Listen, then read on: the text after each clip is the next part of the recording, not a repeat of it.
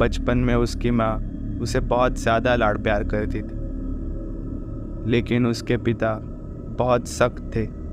एक दिन जब नितिन सिर्फ 15 साल का था, उसके पिता ने उसकी माँ पर बहुत ज़ोर से चिल्लाया। नितिन यह बर्दाश्त नहीं कर सका और उसने सीधा चाकू उठाकर अपने पिता के सीने में घोंप दिया। नंदिनी ये सुनकर स्तब्ध रह गई। उसने धीरे से पूछा,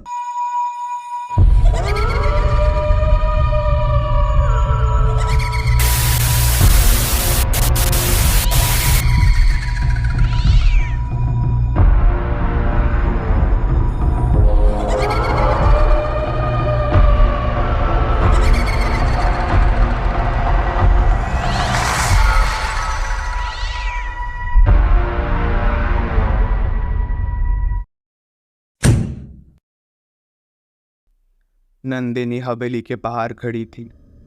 उसका दिल तेजी से धड़क रहा था। हवेली से निकलने के बाद उसे थोड़ी राहत मिली, लेकिन डर और असमंजस उसके चेहरे पर साफ दिखाई दे रही थी। वह नहीं जानती थी कि आगे क्या करना है। उसी समय उसकी नज़र हवेली के पास बने एक छोटे से मंदिर पर गई। उसने सोचा कि वहाँ जाकर उसे कुछ शांति मिल जाएगी। नंदिनी मंदिर की तरफ बढ़ी और अंदर जाकर एक कोने में बैठकर रोने लगी। उसकी आंखों से आंसू रुकने का नाम नहीं ले रहे थे। तभी मंदिर के पुजारी ने उसे देखा और उसके पास आकर बैठ गया। पुजारी ने कहा, बेटी, तुम इतनी परेशान क्यों हो? क्या हुआ है? पुजारी जी के स्वर में पिता समान प्यार और चिंता उसे महसूस हुई। नंदिनी ने रोते रोते सारी बातें पुजारी जी को बता दी। उसने बताया कि कैसे उसने हवेली में नितिन के माँ की लाश देखी थी और कैसे उसे रात में भयानक अनुभव हुए थे। पुजारी ने ध्यान से उसकी बातें सुनी और फिर धीरे से कहा, बेटी, मैं इस अंधेरी दुनिया के बारे में जानता हूँ। मुझे तुम्हारी बातों पर विश्वास है, लेकिन इस समय तुम बहुत डरी हुई हो। तुम्हें मजबूत बनना होगा। तुमने जो देखा है उसके बारे में किसी को भी कुछ भी मत बताना, यहाँ तक कि नितिन को भी नहीं। नंदिनी ने पुजारी की बात ध्यान से सुनी और सर हिलाकर सहमति जताई। पुजारी ने कहा, तुम्हें नितिन पर नज़र रखनी होगी और इस जगह के बारे में और जानकारी जुटानी होगी। हो सकता है कि यहाँ कुछ और रहस्य छुपे हुए हो, लेकिन ध्यान रहे, तुम जो भी करो बहुत सावधानी से करना। नंदिनी ने अपने आंसू पोंछे और पुजारी को धन्यवाद दिया। पुजारी ने उसे आशीर्वाद दिया और कहा, भगवान तुम्हारी रक्षा करेंगे, लेकिन तुम्हें अपनी हिम्मत बनाए रखनी होगी। नंदिनी ने मंदिर से बाहर निकलते हुए अपने अंदर एक नई ताकत महसूस की। उसने तय कर लिया था कि वह अब डर के आगे नहीं झुकेगी। उसे इस रहस्य का पर्दाफाश करना था और यह जानना था कि नितिन ने उससे क्या क्या छुपाया है। हवेली में लौटते ही नंदिनी ने अपने आप को सामान्य दिखाने की कोशिश की। नितिन ने पूछा, तुम कहाँ गई थी? नंदिनी ने मुस्कुराते हुए जवाब दिया, बस यूं ही थोड़ा टहलने गई थी। नितिन ने उसकी बातों पर ज़्यादा ध्यान नहीं दिया और अपने काम में लग गया। नंदिनी ने देखा कि नितिन अक्सर किसी न किसी काम में व्यस्त रहता था और रात में भी अक्सर घर से बाहर चला जाता था। उसने धीरे धीरे नितिन की गतिविधियों पर नज़र रखना शुरू कर दिया था। नितिन के घर पर न होने का फ़ायदा उठाकर नंदिनी ने बेसमेंट में और सुराग ढूंढने का फैसला किया। बेसमेंट का अंधेरा और सन्नाटा उसे पहले भी भयभीत कर चुका था, लेकिन उसने अपनी हिम्मत जुटाई और पुराने बक्सों को खंगालने लगी। काफ़ी देर तक ढूंढने के बाद एक पुराने लकड़ी के बक्से को खोलते ही नंदिनी को उसमें बहुत सारे प्यार भरे खत मिले। उसने उन्हें एक एक करके पढ़ना शुरू किया। आश्चर्य की बात यह थी कि ये खत 2 अलग अलग लड़कियों द्वारा लिखे गए थे और दोनों में नितिन को संबोधित किया था। खतों में नितिन के प्रति गहरा प्रेम झलक रहा था। नंदिनी को समझ नहीं आ रहा था कि नितिन ने उससे ये सब बातें क्यों छुपाई थी, लेकिन उसे सबसे बड़ा झटका तब लगा जब उसने बक्से में 2 मंगलसूत्र और कुछ गहने पाए। उसने आगे बक्से में देखा तो उसे उन 2 लड़कियों की तस्वीरें भी दिखी। दोनों तस्वीरों में लड़कियां मुस्कुरा रही थीं और उनके साथ नितिन भी था। नंदिनी को यह समझ में आ गया कि नितिन ने उन दोनों लड़कियों के साथ शादी की थी, लेकिन फिर वे अचानक गायब हो गईं। उसके मन में और भी सवाल उठने लगे। तभी उसे बक्से में एक कागज़ का टुकड़ा मिला जिसमें एक रहस्यमय नाम और पते का जिक्र था। उस कागज़ पर लिखा था सुधा देवी, जिनका पता गांव में ही था। उनके नितिन के माँ के साथ की फ़ोटो नंदिनी को मिली। नंदिनी को यह पता चला कि यह सुधा देवी नितिन की माँ की कोई पुरानी दोस्त थी। उसने तय किया कि उसे उनसे मिलकर पूरी सच्चाई जाननी होगी। अगले दिन नंदिनी ने हवेली में ताला लगाया और सुधा देवी के पते की ओर चल पड़ी।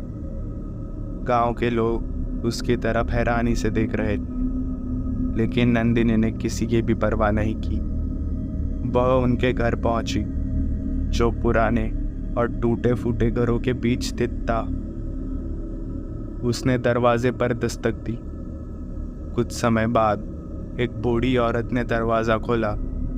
वह सुधा देवी थी। नमस्ते, क्या आप सुधा देवी हैं?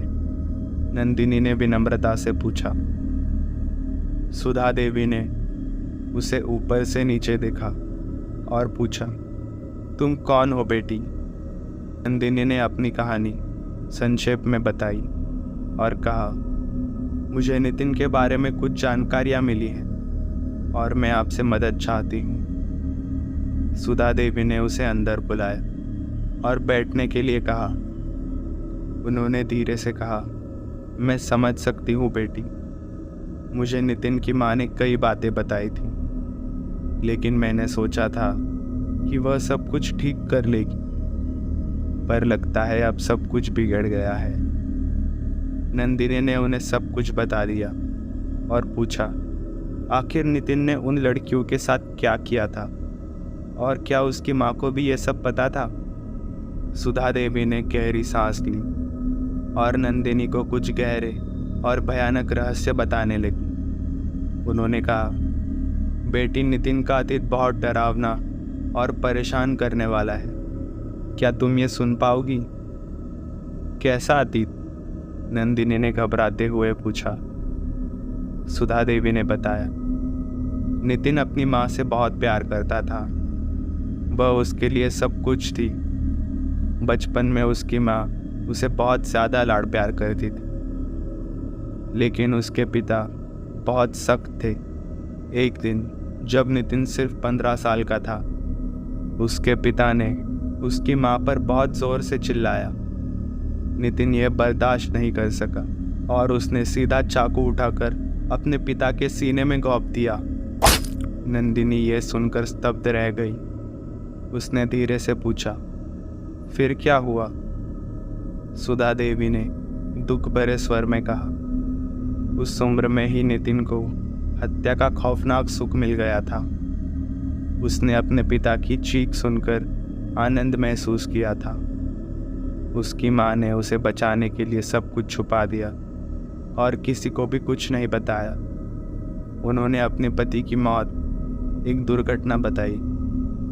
नंदिनी के रोंगटे खड़े हो गए। सुधा देवी ने आगे कहा, यह सिलसिला यहाँ तक ही नहीं रुका। जब नितिन बड़ा हुआ, उसने कई लड़कियों से शादी की, लेकिन जब भी उसकी माँ और उसकी पत्नी के बीच कोई भी तकरार होती थी, वह अपनी माँ के प्यार के लिए सीधा अपने पत्नी की हत्या कर देता था। नंदिनी को समझ में आ गया था वह कितनी बड़ी मुसीबत में फंस चुकी है। नितिन सिर्फ एक शातिर हत्यारा ही नहीं, बल्कि एक मनोविकृति से ग्रस्त व्यक्ति था। तो नितिन की माँ को यह सब पता था? नंदिनी ने धीरे से पूछा। सुधा देवी ने सर हिलाते हुए कहा, हाँ, उसे सब पता था, लेकिन वह अपने बेटे के प्यार में अंधी हो चुकी थी। उसने अपने बेटे के हर पाप को छुपाया और उसे बचाती रही, लेकिन अंत में मरते वक्त वह उसका मुंह भी नहीं देख पाई। कई महीनों पहले उसकी हार्ट अटैक से मृत्यु हो चुकी है। तब नितिन भी आया था गांव में, लेकिन वो मानने को ही तैयार नहीं था कि उसकी माँ अब जिंदा नहीं है। वो उसकी लाश के साथ ही बातें करता था, लाश को ही खाना खिलाता था। उसने हमें भी अंतविधि करने नहीं दी। पूरा गांव नितिन से डरता है। तुमने बहुत बड़ी गलती की है नितिन से शादी करके। नंदिनी ने डरते हुए पूछा। अब मुझे क्या करना चाहिए? सुधा देवी ने गंभीरता से कहा, तुम्हें बहुत सतर्क रहना होगा बेटी।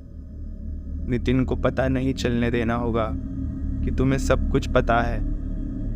धीरे धीरे और सावधानी से सबूत इकट्ठा करो और सही समय आने पर पुलिस को इसकी जानकारी दो। तुम ही अब ये सब कर सकती हो। नंदिनी ने ठान लिया था कि वह नितिन को उसके अपराधों की सजा दिलाएगी, लेकिन इसके लिए उसे बहुत चतुराई और धैर्य से काम लेना होगा। नंदिनी ने सुधा देवी को धन्यवाद दिया और वापस हवेली की ओर चल पड़ी। मन में एक नई ताकत और संकल्प लिए उसने अब नितिन की हर हरकत पर नज़र रखनी थी और अगले कदम का पता लगाना था। नंदिनी जल्दी जल्दी हवेली की ओर जाने लगी। उसे लगा कहीं नितिन वापस आ गया और उसे मैं हवेली में नहीं दिखी तो बहुत बड़ी गड़बड़ हो जाएगी। सुधा देवी के घर से बाहर वो जल्दी में निकली और उनके घर के बाहर आते ही उसे अपने सामने नितिन दिखाई दिया।